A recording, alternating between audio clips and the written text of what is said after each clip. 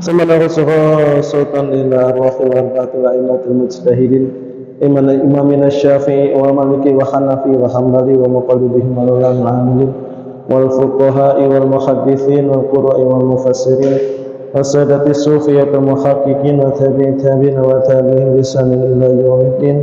ثم نخص خاصة إلى حضرة المصنف هذا الكتاب سإسلام إبراهيم بن محمد البيجوري، ونخصوصا إلى حضرة شيخ إبراهيم اللقاني شيخ الله لهم. الفاتحة. أعوذ بالله من الشيطان الرجيم. بسم الله الرحمن الرحيم. الحمد لله رب العالمين الرحمن الرحيم مالك يوم الدين. إياك نعبد وإياك نستعين اهدنا الصراط المستقيم صراط الذين أنعمت عليهم غير المغضوب عليهم ولا الضالين آمين. بسم الله الرحمن الرحيم. Assalamualaikum warahmatullahi wabarakatuh. Alhamdulillah ala ni'matil iman wal islam wa huma min a'zami ni'ami wa kafa bihima min ni'mah.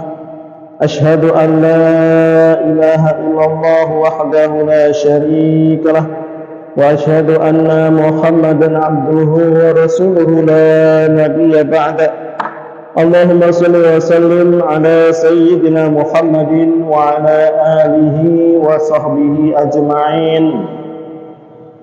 Amma ba'd.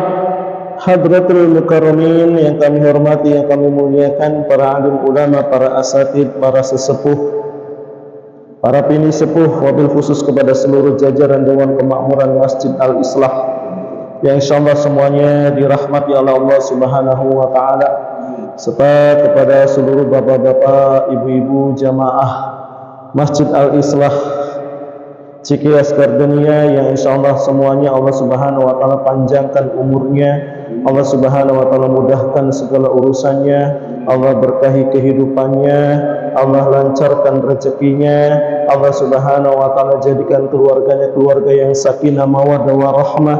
Allah jadikan anak-anaknya anak-anak yang soleh solehah, alim alimah, da'i da'iyah, hafidh hafidhah, serta Allah Subhanahu wa taala jauhkan semuanya dari segala macam bala, wabah, fitnah dan penyakit. Amin ya rabbal alamin.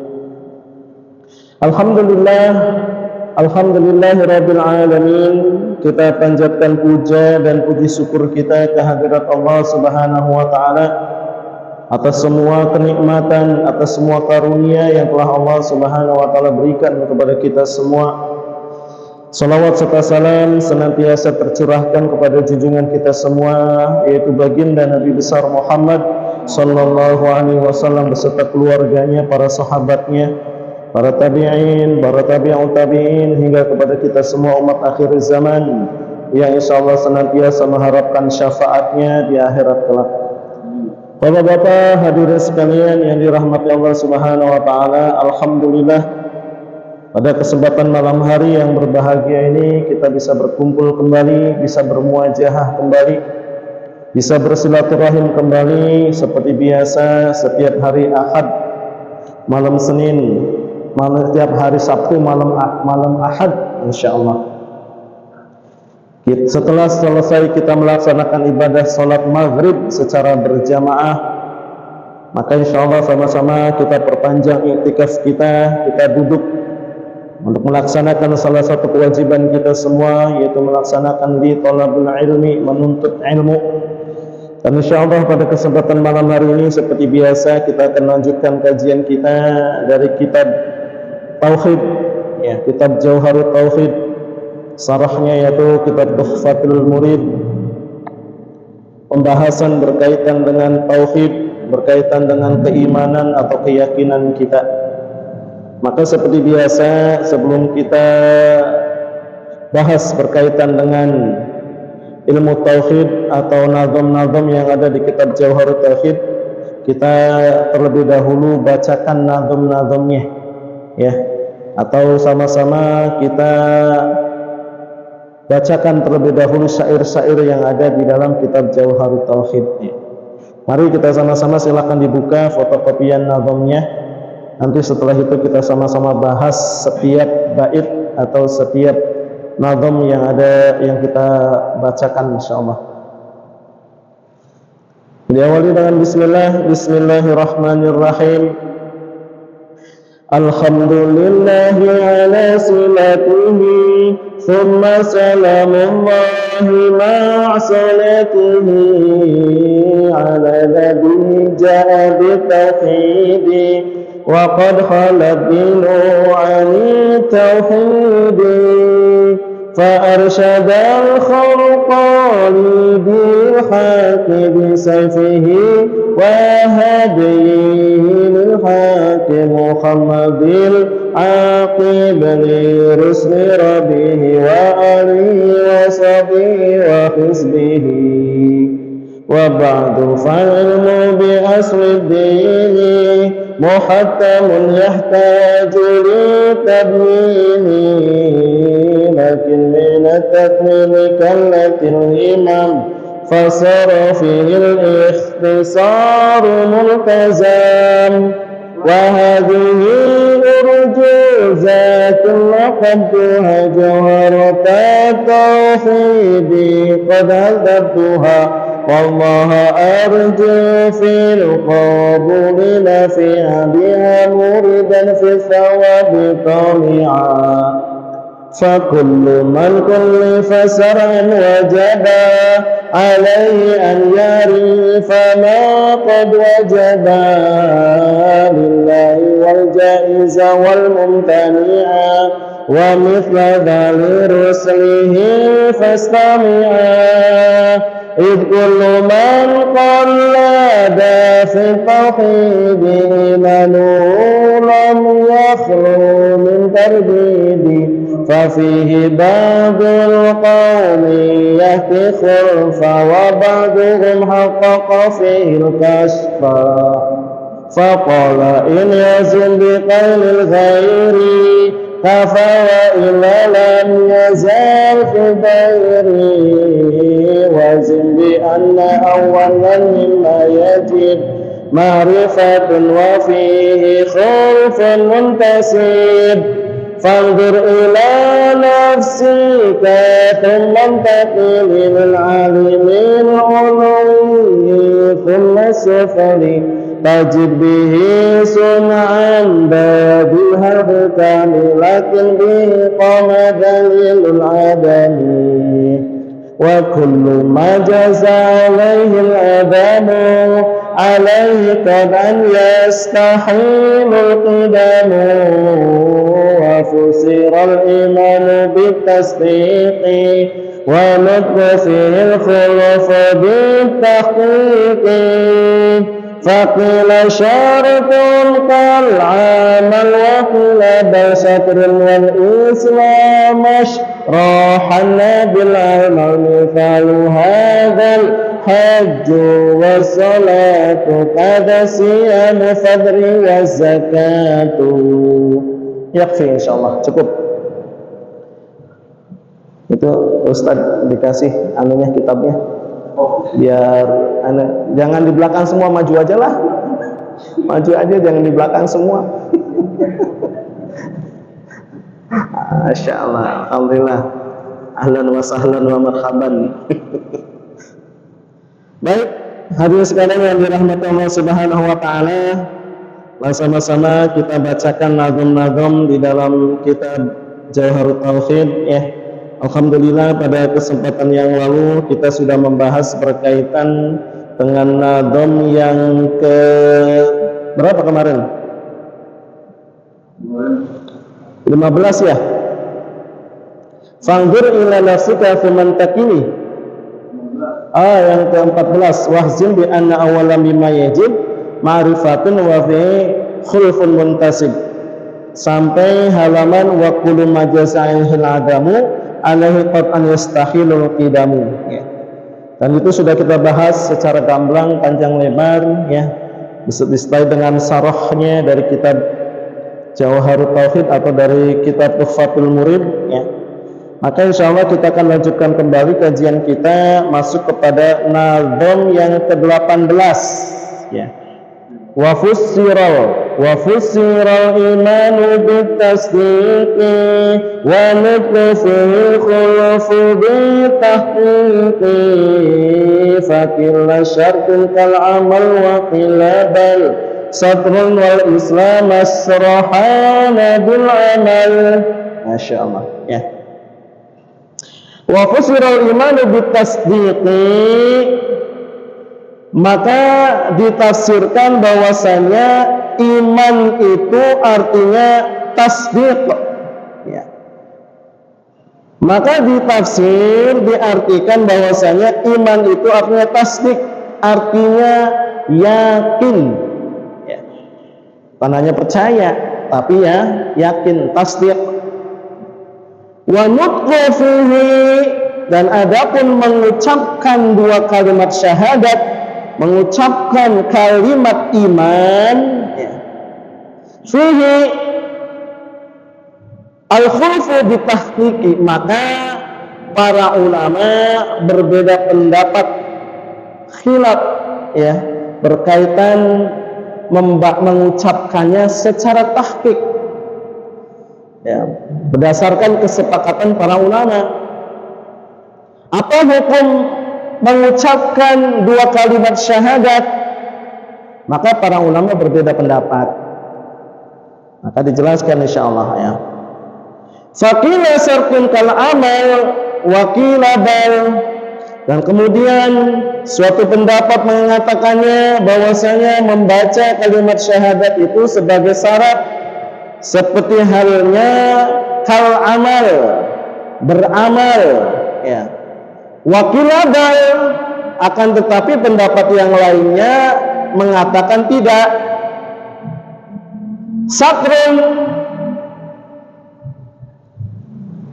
Satrun wal islam asrahana bil amal. Sedangkan pendapat lainnya mengatakan bahwasanya tidak seperti itu, melainkan bahwasanya mengucapkan dua kalimat syahadat itu adalah syatar atau bagian dari iman. Syatar atau bagian dari iman.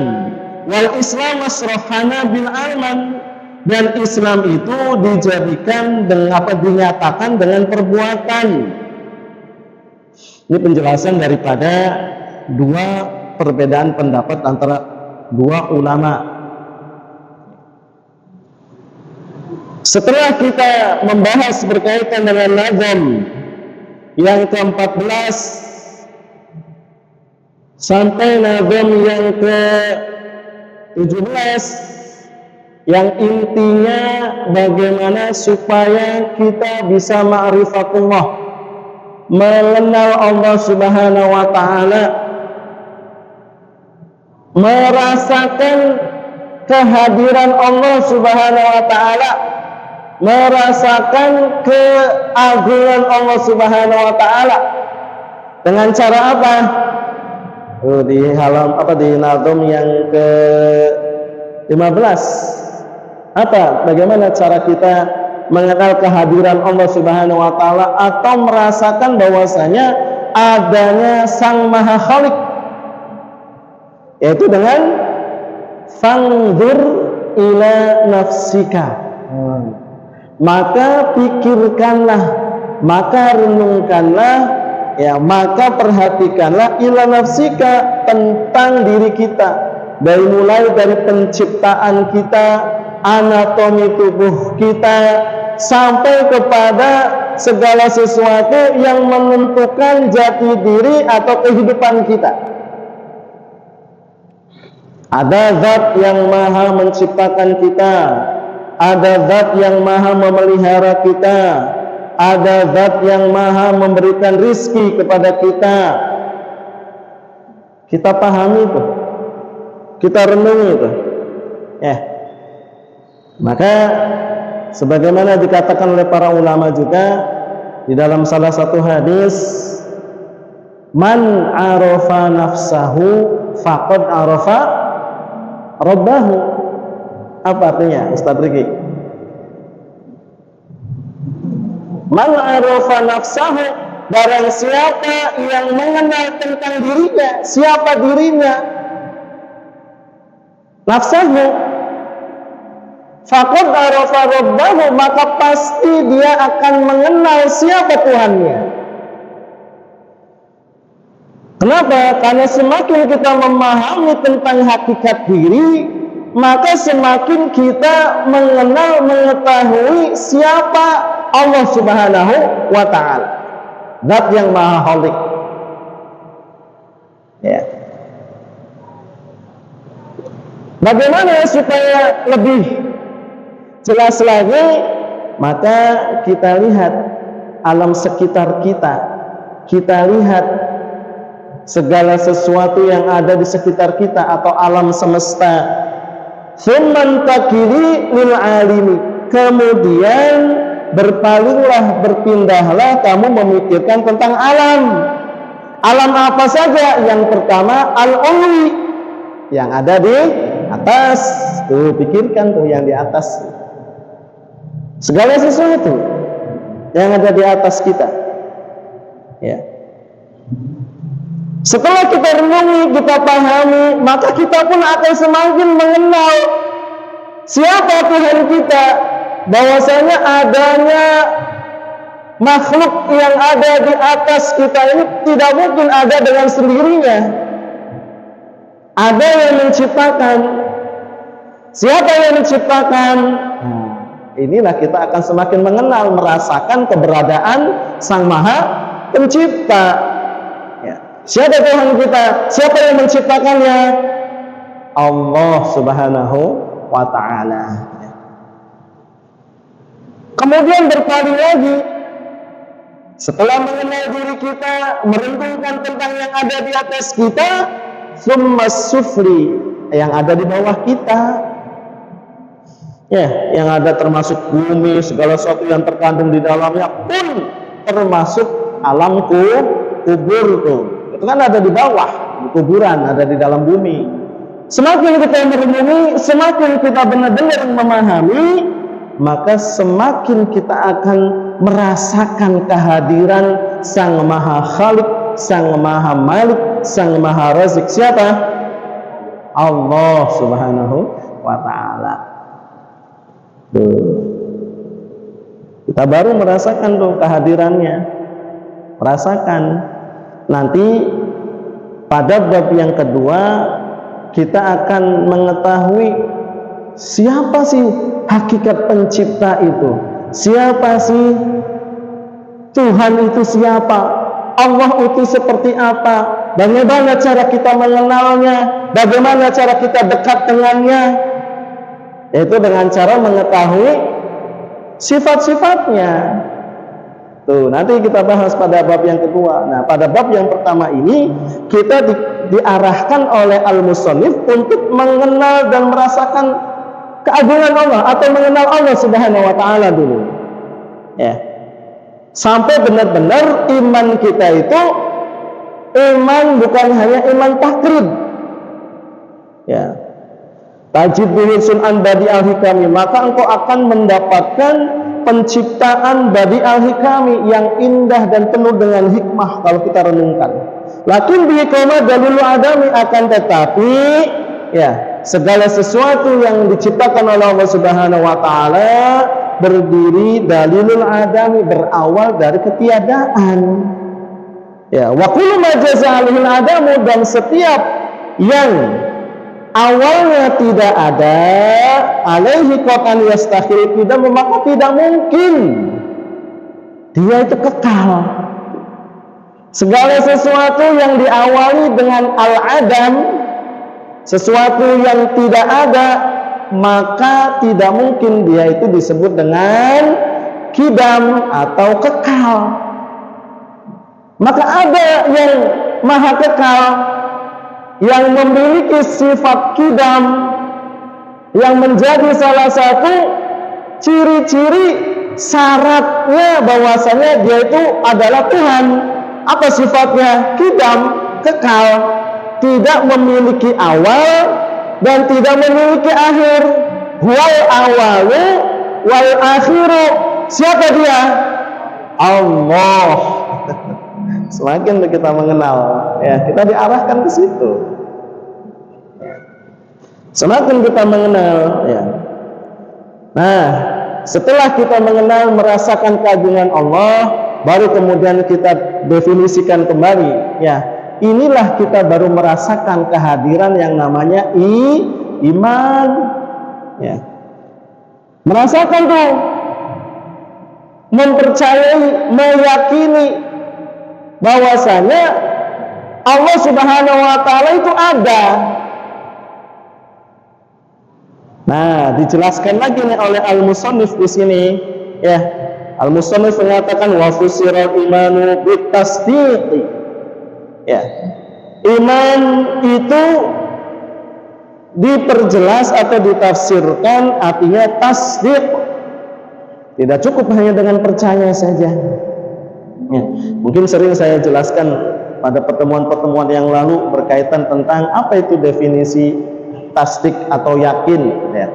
Apa bedanya antara percaya dengan yakin? Ustaz Riki, apa bedanya percaya dengan yakin? Sama tidak percaya dengan yakin?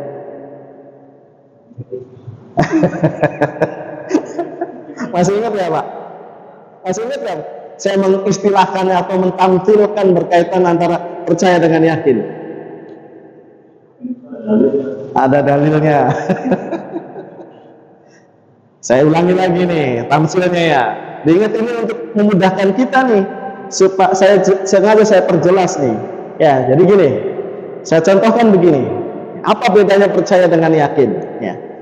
Jadi kalau seandainya ada seseorang yang nggak pernah kita kenal, belum tahu bagaimana orang ini asalnya, kemudian statusnya seperti apa, tiba-tiba dia datang nih, Pak Rino, ada orang kita nggak kenal, nggak tahu dari mana, tiba-tiba dia ngomong sama kita tuh, sekitar masyarakat di sini, wahai bapak-bapak semua ngumpul. Ketahuilah bahwasanya saya ini seorang penembak jitu. Kira-kira percaya nggak? Percaya nggak kita? Enggak kan? Oh, nggak kenal kok. Nah, maka pasti kita akan mengatakan, ah masa, nggak percaya. Mana buktinya? Kan begitu. Maka akhirnya ya sudah saya buktikan. Ya, saya taruhlah sebuah botol, misalnya katakan dalam jarak 30 meter. Saya akan tembak botol tersebut. Ditembak tuh, jeder, kena, pecah. Kira-kira orang-orang saat itu percaya tidak? Masih belum. Kenapa? Cuma 30 meter. Ya kan? Nah kemudian, ya sudah saya tambah lagi. Berapa kira-kira? 100 meter. Tambah lagi, ambil botol lagi, taruhlah 100 meter. Orang-orang pada ngumpul loh, ngeliatin, bener nggak sih? Ditembak lagi, jeder, ternyata kena lagi di 100 meter. Kira-kira orang yang melihat itu percaya nggak? Sebagian percaya, sebagian nggak percaya. Ah, baru 100 meter. Belum tentu dia dikatakan penembak jitu. Itu mungkin masih baru kebetulan saja. Yang ketiga kan ya sudah, saya tambah nih jaraknya. Katakanlah 150 atau 200 meter. Satu botol lagi ditembak. Dalam jarak 150 sampai 200 meter ditembak. Jeder, kena. Maka semua orang yang hadir di situ kira-kira percaya nggak kalau orang tadi yang ngaku-ngaku seorang penembak jitu itu seorang penembak jitu, kira-kira percaya nggak? Maka semua orang pasti akan percaya, benar nggak? Percaya tidak bapak-bapak saya seorang penembak jitu? Percaya, gitu kan? Ya sudah, kalau bapak-bapak semua percaya, saya minta satu orang relawan. Ya, misalnya Pak Rano coba berdiri jarak 10 meter saja di depan sana, saya taruh botol di atas kepalanya. Kira-kira Pak Rano mau nggak? Nanti saya tembak di botolnya. Pak Rano mau nggak kira-kira? Pak Riki mau nggak? Belum mau kan? Nah, ini bedanya antara percaya dan yakin. Ya. Kalau kita hanya melihat saja, ya, dia nembak, kemudian mengenai sasarannya, maka kita tingkatannya masih baru percaya. Tapi kalau seandainya Pak Rano Ustadz Riki nih, mau kok dijadikan relawan, ditaruh tuh botolnya di atas kepala dia, walaupun cuma 10 meter, ya, ditembak nanti sama seorang penembak jitu tersebut, maka kalau dia mau, maka itu tingkatannya sudah yakin. Itu yang disebut dengan tasdik. Paham tidak? Bisa ya memudahkan ya. Nah, itu iman. Itu artinya iman. Ya. Makanya para ulama, ya, kalau secara bahasa tasdik artinya yakin. Nah, mungkin percaya bolehlah, mengatakan percaya, tapi lebih tepatnya yakin. Didefinisikan apa sih arti iman itu? Maka ulama mengatakan al-imanu huwa tasdiqu bil qalbi wa iqraru bil lisan wal amalu bil arkan. Itu iman. Apa iman itu? Meyakini di dalam hati, iqraru bil lisan, diucapkan dengan lisan, wal amalu bil arkan, dan diimplementasikan, diwujudkan lisan tadi yang diucapkan, yang diyakininya dengan perbuatan. Nah, itu disebut dengan iman. Baru dikatakan iman tuh. Maka ketiganya ini, ketiga syarat tadi itu nggak bisa lepas. Karena itu definisi daripada iman. Ya. Maka iman ini tingkatannya beda-beda, nggak sama. Ya, ini kita bahas ya satu persatu. Tingkatan iman dijelaskan di sini, ya, wa'ilam anal iman ala khamsati aqsam. Ya, ketahuilah sesungguhnya iman itu ada 3 macam, 3 jenis. Yang pertama, iman an-takridi, ya, iman takrib. Yang pertama nih harus paham nih, apa iman takrib? Wal iman an-nasya'an, ya, iman yang berdasarkan kepada mengikuti pendapat daripada syekhnya, gurunya saja, ikut-ikutan. Nah, ini iman takrib, iman yang paling dasar, iman yang paling lemah. Namanya iman takrib, ikut-ikutan saja. Ya, siapa Tuhanmu? Allah. Ya. Mana dalilnya? Nggak tahu. Nah, terus kamu percaya dari mana? Kata guru saya. Takrib. Diterima nggak kayak gini imannya? Diterima nggak? Diterima. Ya, iman paling lemah, tetapi awas, iman seperti ini mudah goyah. Ya. Kemudian iman yang kedua, ya,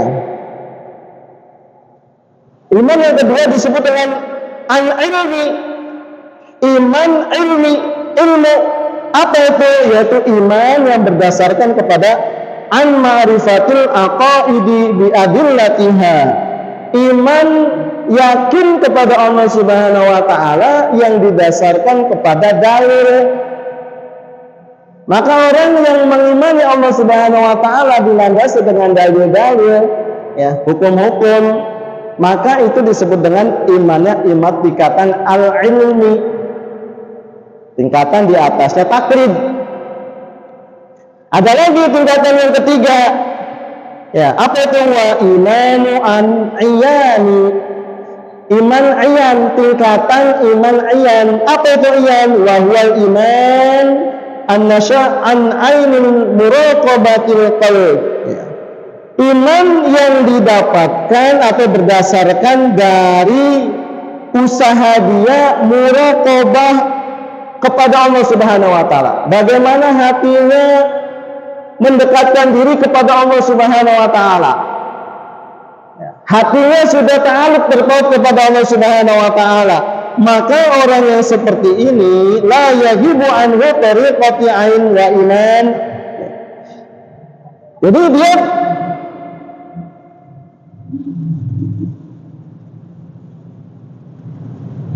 meyakini keagungan Allah Subhanahu wa taala tidak dengan taklid, dengan dalil dan usahanya dalam mujahadahnya hatinya untuk mengenal dekat dengan Allah Subhanahu wa taala. Begitu pula dilandasi dengan penglihatan keagungan Allah Subhanahu wa taala, penciptaan Allah. Maka iman ini disebut dengan iman ayan. Ya. Ada lagi di atasnya iman ayan, apa namanya? Wa iman an haqqi, iman hak namanya. Apa iman hak? Yaitu iman yang didasarkan kepada musyahadatillah, ya, bil qalbi wa imanu an. Iman yang didasarkan dengan musyahadah kepada Allah Subhanahu wa taala. Di atas imannya muraqabah, namanya musyahadah.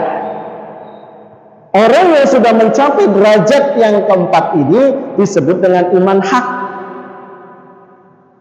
Nah, iman yang paling tinggi apa? Yaitu iman haqiqah. Ya, yaitu iman yang didasarkan kepada apa? La yashhadu illallah. Dia sudah tidak menyaksikan kecuali hanyalah Allah. Melihat segala sesuatu itu Allah Subhanahu wa taala. Iman paling tinggi ini, iman haqiqah. Yang paling dasar tadi apa? Takrib. Kedua, ilmi. Ketiga, ayan. Keempat, hak. Kelima, haqiqah. Iman haqiqah. Ya. Nah, dijelaskan di sini, adapun lil awam wal ilmi bi asbabatiha wal iyan, ya. Wa amma fatakrib, adapun iman yang pertama, iman takrib ini lil awam, bagi orang-orang yang awam. Nah, orang awam, ya, yang hanya ikut-ikutan, ini namanya imannya para takrib. Wal ilmi, adapun yang kedua, wal ilmi, yaitu di ashabul adilah, orang-orang yang baru mengenal dalil-dalil Allah. Ini iman ilmi. Kemudian wal iyan li ahlul muraqabah, orang-orang yang baru mendekatkan diri kepada Allah. Itu namanya iman ayan. Walisama disebut juga maqamul muraqabah, orang yang sudah mencapai derajat iman iyan, mendekatkan diri kepada Allah.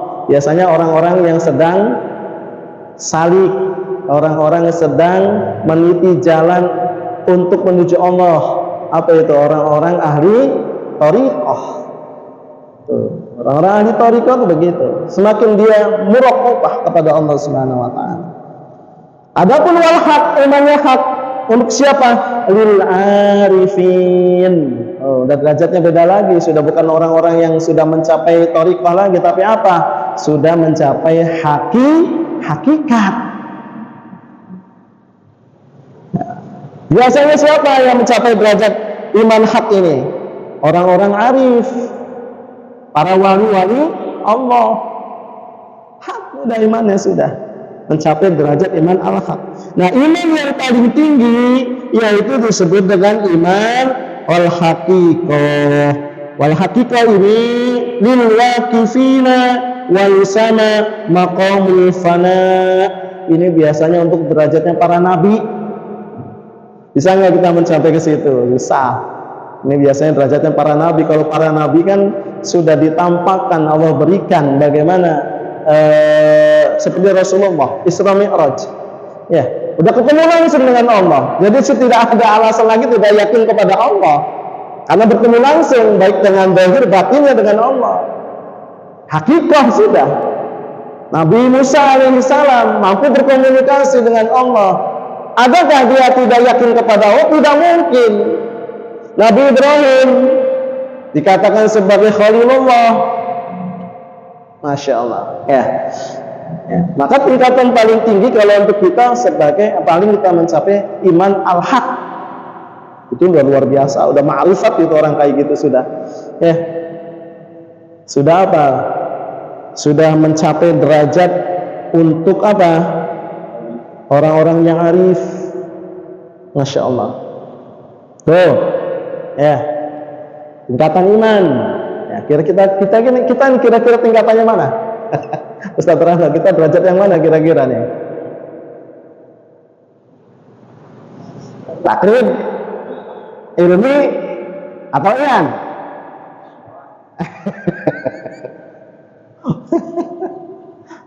Kalau takrib mungkin tidak ya, karena kita sudah belajar nih, ya kita sudah mengkaji, ya. Mungkin saat ini kita sedang meniti jalan iman ilmi di atas takrib, ya. Minimal ya, setelah kita memahami, membahas berkaitan tentang kitab ini, ya teori berkaitan tentang tauhid ini, derajat kita tuh sudah mencapai ilman yang disebut dengan iyan. Apa itu? Muraqabah, maqamul muraqabah, sudah dekat dengan Allah. Apa ya? Kira-kira mampu tidak kita seperti itu? Bisa tidak kita seperti itu?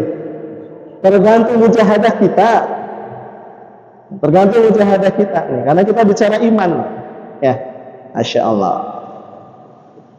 Kalau kita sungguh-sungguh, memang ujiannya berat, Pak. Menjadi orang iman itu nggak mudah. Ya. Di dalam Al-Quran sendiri Allah berfirman, "Ahasiban nasu ayyutraku amanna wa hum la yuftanun," kata Allah. Ahasiban nasu, apakah Allah Subhanahu wa taala akan membiarkan manusia ayyutraku ayyaqulu amanna, membiarkan manusia begitu saja mengatakan sesungguhnya aku ini orang beriman, wahum la yuftanun, sebelum kamu diuji oleh Allah Subhanahu wa taala. Jadi untuk mendapatkan predikat iman itu tidak mudah. Apa? Harus lulus ujian. Apa saja ujiannya? Ya segala sesuatu yang ada di dunia ini semua ujian hakikat. Ya kan? Diberikan harta banyak, ujian bukan? Ujian. Ya. Sanggup tidak dia dengan kekayaannya itu mendapatkan ridha Allah Subhanahu wa taala? Dikasih kemiskinan, ujian bukan? Apalagi dikasih jabatan, ujian bukan?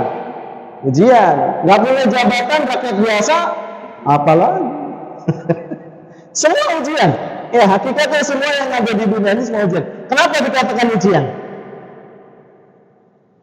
Karena siapapun dia, apapun dia profesinya, derajatnya seperti apa, maka kelak nanti di akhirat akan dipertanyakan oleh Allah Subhanahu wa taala. Tadi katakan ujian. Masya Allah. Ya. Tuh. Jadi ini yang kita bahas ini baru teori. Adapun bagaimana nanti derajatnya, biar Allah yang menentukan. Makanya di dalam surat Al-Mulk dijelaskan, kenapa sih Allah kok harus menguji? Kenapa sih Allah Subhanahu wa taala memberikan banyak ujian, cobaan, musibah? Kenapa? Alladzi khalaqal mauta wal hayata liyabluwakum ayyukum ahsanu amala. Alladzi khalaqal mauta, bila Allah Subhanahu wa taala yang telah menciptakan kematian, wal hayata, kehidupan. Kalau diperjelas, menciptakan suasana dan keadaan panas, dingin, kaya, miskin, perang, damai, hujan, kemarau, semuanya suasana dan keadaan Allah Subhanahu wa taala yang menciptakan semuanya. Tujuannya apa? Liyabluwakum ayyukum ahsanu amala. Apa tujuannya? Untuk menguji, untuk mengetahui siapakah di antara hamba-hamba Allah ahsan, yang paling baik amalnya. Itu Pak tujuannya Allah tuh. Jadi ketika diuji dengan ujian di dunia ini, ya entah itu musibah, ya ataupun segala macam, bukan tanda Allah itu benci kepada hambanya, tidak, tapi ingin menguji. Apa yang diuji? Apa yang diuji, Pak? Iman. Yakinnya tadi itu tuh yang diuji itu. Apakah ketika dikasih kekayaan dia masih tetap istiqomah di dalam ketaatan atau tidak? Sebab biasanya kalau seandainya dikasih musibah, dikasih bencana, dikasih sakit, biasanya orang tuh gampang ingat sama Allah. Benar gak? Orang kalau lagi dikasih sakit, dikasih nggak punya duit, itu gampang ingat Allah sakit, gampang ngomongnya Allahnya tuh. Tapi kalau dikasih sehat, kadang-kadang lupa tuh. Dikasih apa banyak, kadang lupa tuh. Nah itu ujian. Ya. Masjid, ya kan? Kalau suasana terang, gampang itu, biasa itu.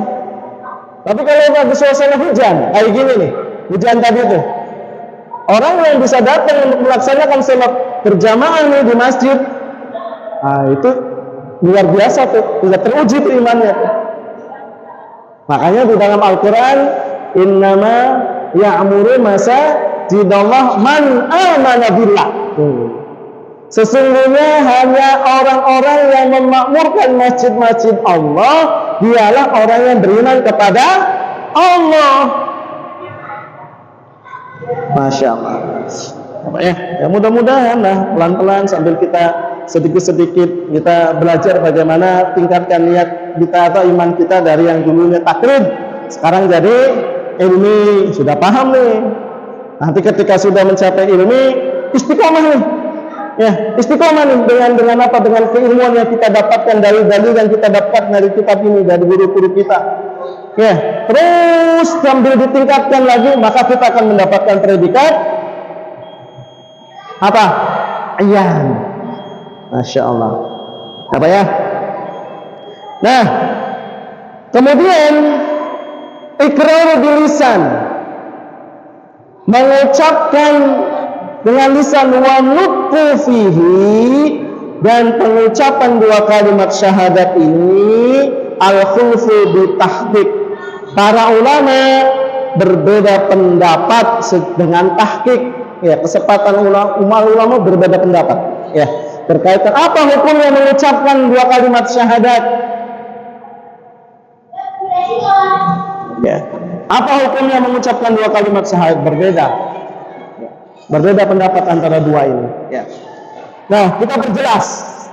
Maka menurut mayoritas Asy'ariyah ataupun Maturidiyah, bahwasanya iman itu artinya tasdik, yaitu pembenaran dalam hati, membenarkan dengan segala yang telah didatangkan oleh baginda Rasulullah Sallallahu Alaihi Wasallam.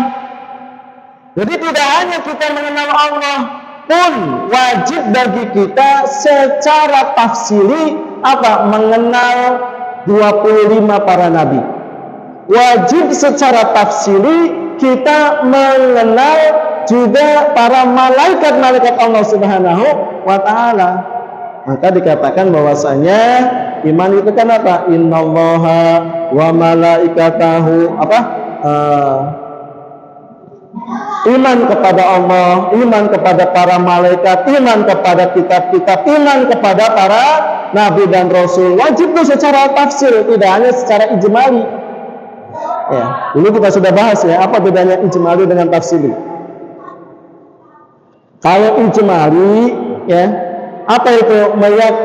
Keyakinan yang apa istilahnya, keyakinan yang tidak mampu menjelaskan dengan dalil dan sesuatu yang tidak bisa menghilangkan keraguan dalam hati kita. Itu namanya ijmali. Dalil yang tidak bisa menguraikan tidak bisa menguraikan tentang keraguan kita dan sesuatu yang mendatangkan keraguan dari kita. Namanya ijmali. Kalau tafsiri apa? Dalil yang bisa menguraikan tentang dalil-dalil wujudnya Allah serta menghilangkan keraguan tentang wujud Allah Subhanahu wa taala. Pakai tafsiri namanya. Maka iman yang diinginkan oleh para ulama itu iman secara tafsiri. Maka mengenal terus para nabi-nabi secara tafsili. Mengenal para malaikat pun harus dengan secara tafsili. Ya. Wajib tuh, nanti kita bahas tuh berkaitan dengan 25 nabi wajib, makanya minimal kita hafal 25 nabi itu. Ya, minimal kita hafal malaikat-malaikat beserta tugas-tugasnya. Ada namanya malaikat al-mutasarrifun, ada namanya malaikat al-fatilun, ada namanya malaikat al-katibun, ada malaikat namanya al-khazilun. Kita minimal paham ya, malaikat-malaikat minimal yang ada 10 tadi beserta tugas-tugasnya, itu namanya secara tafsili ya. Masya Allah. Sebelum kita bahas berkaitan dengan pengucapan 2 kalimat syahadat, ada yang mau ditanya tidak nih? Ada pertanyaan tidak? Ini baru separuh nih, kita baru tasdik nih, supaya jelas. Justru penjelasannya panjang banget nih berkaitan dengan itu saja. Lanjut? Baik. Nah, sekarang berkaitan dengan pengucapan wanutqu fihi, mengucapkan 2 kalimat syahadat atau iqrar bil lisan, para ulama beda pendapat. Mengucapkan 2 kalimat syahadat, sebagian ulama mengatakan bahwasanya hukumnya sebagai satar, bagian daripada iman. Ya. Sebagian ulama, apa hukumnya mengucapkan 2 kalimat syahadat ini? Wajib bagi orang kafir yang masuk Islam, dan tujuannya adalah supaya apa? Supaya dia mendapatkan hak-haknya sebagai orang Islam. Apa haknya ini sebagai orang Islam? Hak menikah dengan sesama orang Islam, hak saling mewarisi, hak apa kalau meninggal dunia dia dikuburkan di dalam kuburan orang Islam, termasuk dalam muamalah, dalam ubudiyah, muasyarah.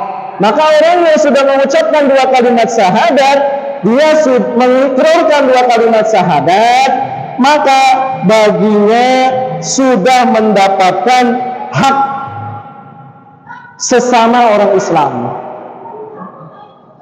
Terus bagaimana orang-orang yang hanya di dalam hati saja, ditasdik saja, tidak dilisankan, tetap dia beriman kepada Allah, tetapi tidak bisa mendapatkan hak-haknya sebagai orang Islam di dunia ini? Maksudnya seperti itu.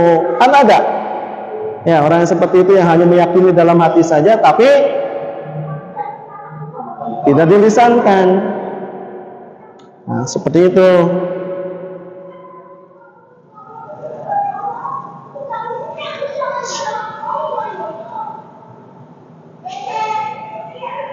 Jadi bagi kalangan Ahlussunnah wal Jamaah, pengucapan 2 kalimat syahadat itu adalah syarat diberlakukannya hukum-hukum bagi orang yang beriman.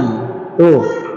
Dan ingat ya, syarat ini hanya untuk berlaku bagi orang kafir yang baru masuk Islam. Bagaimana hukumnya dengan anak-anak yang lahir dari orang-orang Islam? Maka itu tidak wajib. Tidak wajib mengucapkan 2 kalimat syahadat. Kenapa? Karena dia sudah lahir dari orang beriman. Ya. Begitu. Ya. Apa dalilnya? Maka dalil tentang bahwasanya mengucapkan 2 kalimat syahadat itu sebagai syarat kesempurnaan iman itu, yang pertama, Allah berfirman di dalam Al-Quran, ulaika kataba fi qulubihimul iman. Mereka adalah orang-orang yang ditetapkan iman di dalam hati mereka. Jadi di dalam ayat ini Allah Subhanahu wa taala sudah menetapkan imannya di dalam hati walaupun tidak diikrarkan. Tetap dikatakan orang beriman. Begitu pula di dalam ayat yang lain, Allahumma tsabbit qalbi ala dinik. Wahai Tuhan kami, tetapkanlah hatiku di atas agamaku. Tuh dalilnya. Ya. Jadi orang yang mengucapkan baru tasdik tetap dikatakan orang beriman. Tetapi dia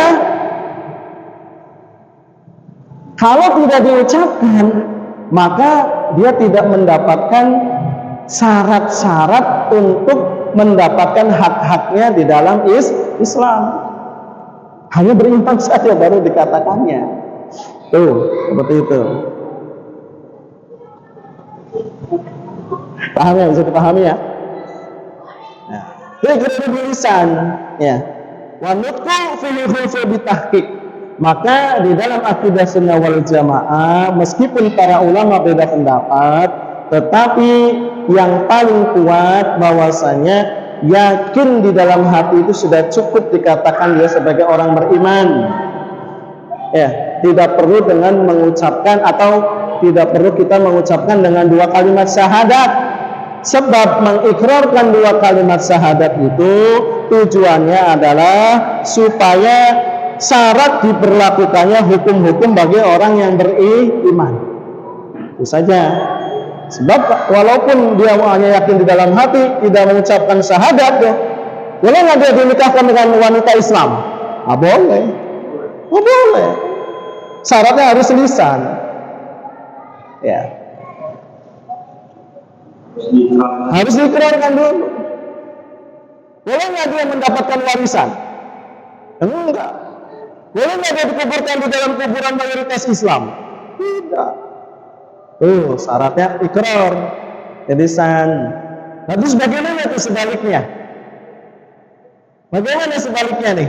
Misalnya ada orang yang mengikrarkan syahadat, tapi hatinya dia sebenarnya tidak beriman, atau disebut dengan orang munafik. Ada orang nih ngaku Islam, ngaku iman kepada Allah, tapi padahal hatinya tidak. Ada nggak orang kayak gitu? Banyak, ya kan? Terus bagaimana dia berkaitan dengan hukum sunnah? Dia tetap dikatakan orang beriman selama dia tidak menampakkan kemunafikannya. Apa contohnya munafikannya itu? Dia menyembah berhala, ya, atau dia menyembah kepada selain Allah. Nah, berarti dia dikatakan sebagai orang munafik, atau dikatakan menampakkan kemunafikannya. Maka orang seperti ini tidak bisa dikatakan sebagai orang beriman. Karena ada orangnya, saya orang Islam, saya orang Islam, saya syahadat, asyhadu alla ilaha illallah wa asyhadu anna muhammadar rasulullah. Pada kesempatan yang lain dia juga ke gereja, ke wihara. Maka orang ini dikatakan orang munafik. Mulutnya beriman tapi hatinya kafir. Ini yang dikatakan innal munafiqina fid darkil asfali minan nar. Ada nggak? Itu orang munafik namanya. Ya. Jadi munafik itu ada yang hakiki, ada yang hanya ikut-ikutan saja. Ada orang yang katakan istilahnya dia beriman kepada Allah, hatinya meyakini, tapi dari segi amalan nggak sholat, nggak puasa, nggak zakat. Nah, nanti pembahasannya berkaitan dengan amal. Pada nadam selanjutnya apa?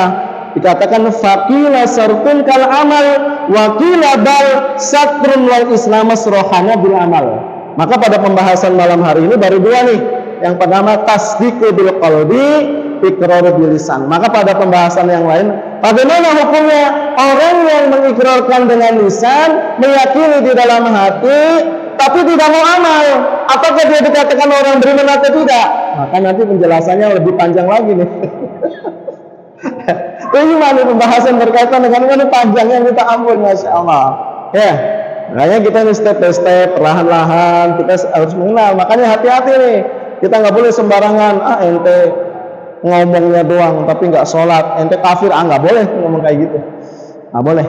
Apakah amal itu bagian daripada iman atau syarat untuk menjadi orang beriman? Itu tuh. Atau mungkin kesempurnaan daripada iman? Nanti pembahasannya akan datang insya Allah ya. Kita cukupkan pada kesempatan malam hari ini insya Allah. Ada yang mau tanyakan cukup? Bisa dipahami ya semua ya, insya Allah ya. Pelan, insya Allah nanti setelah sholat isya nanti insya Allah kita akan sedikit kita mudzakarah ya berkaitan dengan ini. Mudah-mudahan bermanfaat pada kesempatan malam hari ini. Kita cukupkan sampai sekian, sudah waktu isya. Dan insyaallah kita akan lanjutkan pada kesempatan yang akan datang. Mudah-mudahan bisa dipahami, niat kita amalkan dalam kehidupan sehari-hari kita. Kita tutup dengan doa kafaratul majlis. Subhanakallahumma wa bihamdika asyhadu an la ilaha illa anta astaghfiruka wa atubu ilaik. Billahi taufiq wal hidayah. Assalamualaikum warahmatullahi wabarakatuh.